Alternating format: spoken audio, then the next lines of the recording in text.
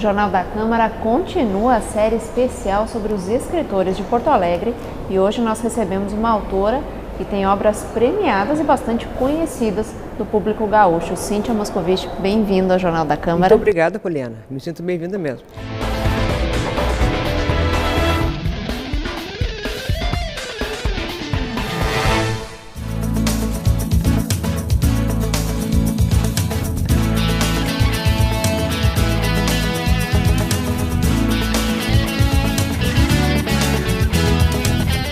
Cíntia Moscovici nasceu em Porto Alegre em 1958. Jornalista e mestre em teoria literária, a escritora publicou 6 livros individuais e participou de diversas coletâneas. Cíntia, para a gente começar a nossa conversa, começar pelos gêneros da tua obra, basicamente conto e romance. Conto e romance. Conto e romance porque primeiro eu iniciei com conto, né, que me pareceu a forma mais sedutora de escrita.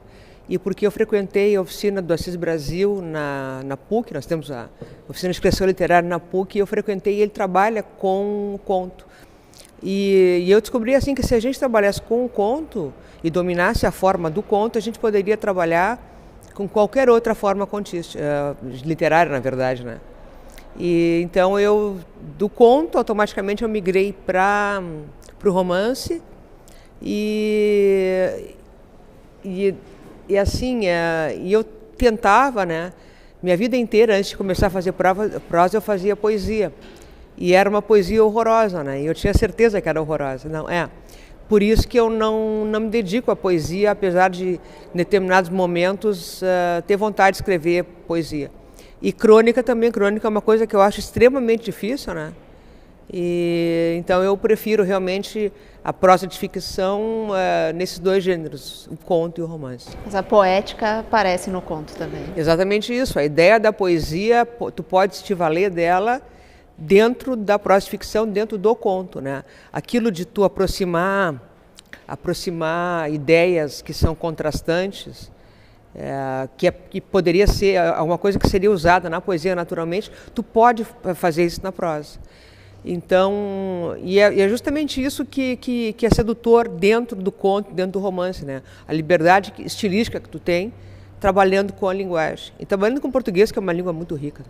O Reino das Cebolas, primeiro livro da autora, foi publicado em 1996.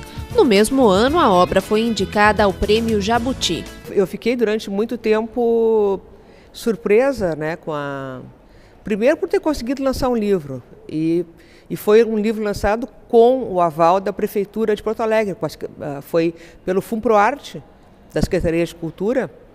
E eu obtive, então, patrocínio pleno desse primeiro livro, O Reino das Cebolas. E eu fiquei muito inquieta, assim, né? É uma coisa muito engraçada. Sabe aqueles cachorros que latem quando passa o carro, e quando o carro para, o cachorro não sabe o que fazer. E assim eu me sentia perdida quando eu lancei esse primeiro livro. Ele foi indicado ao Jabuti, ele teve resenhas em todo o país e sem dúvida nenhuma é uma coisa que alavanca, né? Porque eu conheço vários autores que são autores de um livro só, lançaram o primeiro livro e não conseguiram ir adiante. Não conseguiram ir adiante porque não conseguiram amealhar público suficiente para ler e para criticar a obra, né? O autor não vive sem o seu leitor. Então, para mim foi um grande susto, mas também foi um grande impulso, né? A indicação ao Jabuti, essas várias resenhas positivas, foi um impulso para seguir na carreira. Foi um impulso para reunir mais público ainda. Como é que tu avalias o teu público hoje, depois de tantas obras lançadas? Passados, eu acho que eu estou com 15, 17 anos de carreira agora. Eu tenho um público, claro que para mim é um público ainda muito pequeno. Mas não é tão pequeno assim, eu tenho certeza que não é pelas manifestações que eu ouço. E é um público que é bastante variado, é um público muito variado. Não são só homens, não são só mulheres, não são só jovens, não são só velhos. Felizmente eu consegui atingir uma gama muito grande de leitores e leitores, vamos dizer assim, mais especializados, né? Leitores que são capazes de ler e ter um amplo entendimento daquilo que leram. Principalmente a gente está falando de leitor de conto, né? Os leitores de conto são leitores obrigatoriamente mais preparados, vamos dizer assim, porque conseguem ler o que faz o conto ser o conto, né? Ler o que falta, o que não está lá também. Claro, né? o leitor do conto é justamente isso, Poliana. Tem que ler o que não está lá, tem que ler aquilo que está só sugerido. Então não é um leitor ingênuo que de primeira viagem, é um leitor mais preparado, que consegue vislumbrar aquilo que é sugerido pela história que se conta. E das tuas temáticas? Depois tu vais para a narrativa longa com Duas Iguais e depois de novo com Porque Sou Gorda, Mamãe. Isso. São temas polêmicos, né? Como é que tu lidas com essa temática? Bom, assim, quando eu comecei a escrever prosa de ficção, que foi numa oficina que eu fiz com o falecido Sérgio Cortes, depois automaticamente eu pulei para a oficina do Assis Brasil, eu logo entendi que eu tinha que ter uma temática, que eu tinha que ter assuntos que interessassem as pessoas. E não necessariamente fossem os assuntos do meu dia a dia. Então, no primeiro conto, que depois foi nele que eu me baseei para fazer o livro Duas Iguais, nesse primeiro conto eu já encontrei assim, duas situações que eram boas, vamos dizer assim, para desenvolver histórias. Que eram a situação do homossexualismo feminino, que era uma coisa que tem um protagonista e um antagonista, e essas duas meninas, né, que se apaixonam e namoram num colégio israelita de um centro urbano, não necessariamente Porto Alegre. Então, a distinção, o tema, vamos dizer assim, anormal ou estranho, eu tinha ele repetido duas vezes, né? E eu segui por aí. Claro que houve uma grita muito grande, né?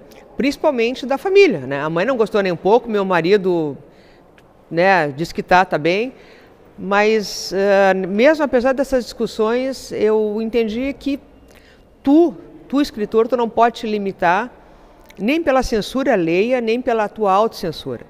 Tu tem que ter liberdade plena no ato de criar, senão tu não cria, né?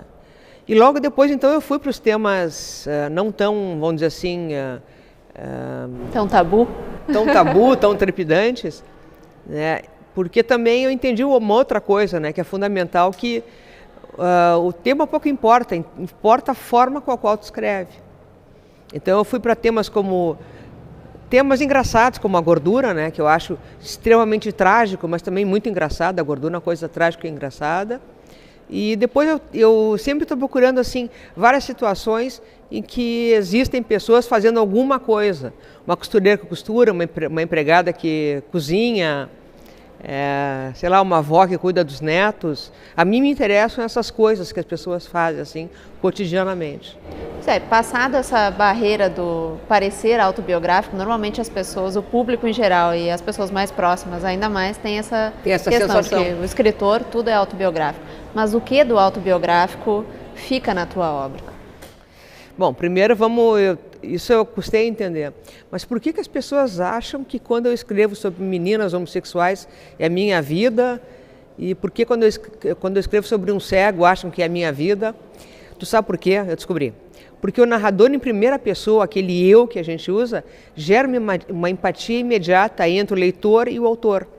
E existe um vínculo de confiança muito grande entre autor e leitor. E o leitor passa a crer que tu está falando para ele diretamente, né, de coração para coração. Então daí essa confusão entre o autor e o narrador. E tu me pergunta quanto de autobiográfico fica nisso. Eu vou te responder, não vou te responder diretamente, mas eu vou te citar um autor israelense que eu acho maravilhoso, o nome dele é Amos Oz. É um pacifista, é um escritor maravilhoso. E ele escreveu vários livros, ele está vivo, felizmente, e ele escreveu um livro chamado De Amor e Trevas, no qual ele inicia fazendo considerações sobre o ato de escrever e justamente sobre isso, quanto da biografia do autor fica naquilo que ele escreve. E ele diz uma coisa assim, até meio intransigente, ele diz assim, que o leitor que fica procurando na obra do autor traços do próprio autor não é um bom leitor. O que interessa realmente, diz ele, é a relação do leitor com o próprio texto e não do leitor com o autor da obra. Isso ele diz no momento. E ele diz uma outra coisa ainda mais interessante, que tudo que se escreve é autoficcional, é autobiográfico, porque todos os assuntos sobre os quais tu escreve passou por ti. Tu é a grande, para usar um termo acadêmico, tu é a grande mediadora entre o mundo, o papel e os teus leitores, né? Então ele diz assim, ele diz que mesmo se ele fizesse escrevesse um hipotético romance entre a Madre Teresa de Calcutá e o Henry Kissinger, mesmo assim seria biográfico. Por quê? Porque a história partiu dele. Nada sai de ti que não te revele. Perfeito. Tu falaste de termo acadêmico. Tu também tens uma carreira acadêmica, né? Tem. A tua formação como escritora, como autora, passou pelas oficinas e pela academia também? Pela academia. Quando eu fiz vestibular, eu fiz os 2 vestibulares. Jornalismo, no qual sou formada, sou jornalista, e eu fiz letras também. Só que eu não concluí. E quando eu fiz a oficina de criação literária, isso foi em 95, o professor Assis Brasil, Luiz Antônio de Assis Brasil, me disse, olha, tu não pode sair aqui da PUC, tu tem que fazer o teu mestrado. Aí eu achei que o que tinha a ver uma coisa com a outra, né? Mas tu logo vai entendendo que para tu ser um autor, para tu assumir a carreira de autor, tu não pode ser uma inocente, tu não pode ser uma ingênua, tu tem que estar informada acerca das coisas. E como ele seria meu orientador e como eu queria escrever sobre a oficina de criação literária, que acabou sendo o meu material de estudo, eu fiz meu mestrado dentro da PUC e foi uma coisa que me deu muito prazer, né? Claro que tendo o professor Assis como meu orientador, mas convivendo com um corpo de professores maravilhoso que tem a pós-graduação da PUC ainda hoje, com os colegas também muito bem preparados. Foi essa tua experiência com o Assis que te motivou a ter a tua própria oficina? De fato o Assis legou muita coisa a muita gente, né? Várias pessoas que estão em atividade no Rio Grande do Sul, no Brasil, com literatura, estão por causa do Assis, pelo estímulo que o Assis deu. E eu, como fiz o meu mestrado focado em criação literária e em oficinas de criação literária, eu passei a entender vários, vamos dizer assim, o modus operandi da oficina, né? Várias técnicas que o Assis usava para ensinar literatura, que ele fez questão de partilhar, ele faz questão de partilhar aquilo que ele sabe. E eu trabalhei também vamos dizer assim, com uma teoria do conto, que passou a ser usada, daí então, nas oficinas da PUC, e eu deixei que todo mundo em todo o Brasil usasse, né? Porque, modéstia à parte, ficou bacana no material. E eu sou oficinete de plantão, né? Sou a primeira oficinete que mora, sou muito da oficina.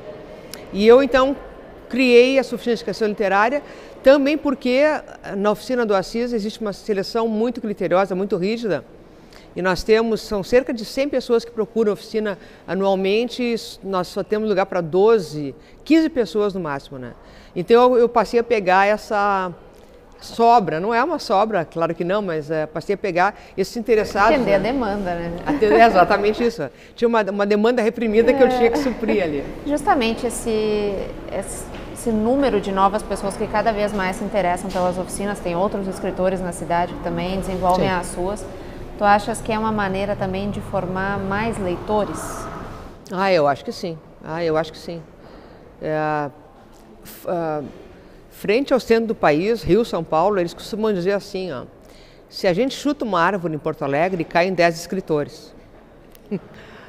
De fato, eu acho que é o lugar do Brasil em que mais nós temos oficinas, em que mais nós temos escritores.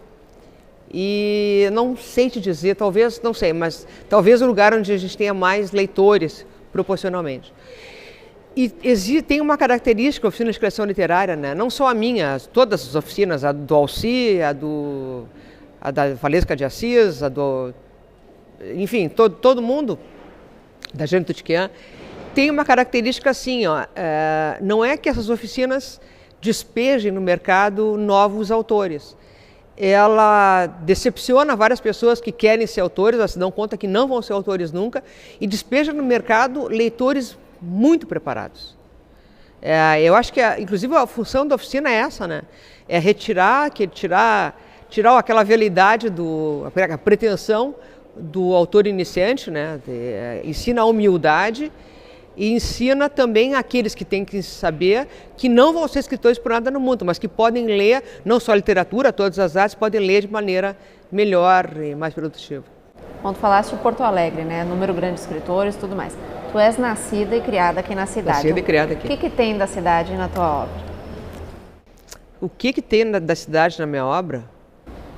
Ela é, de certa maneira, um fundamento para a tua obra, ou a tua obra tu achas que é mais universal? Eu não sei, eu acho que Porto Alegre tem duas coisas que não são incompatíveis assim.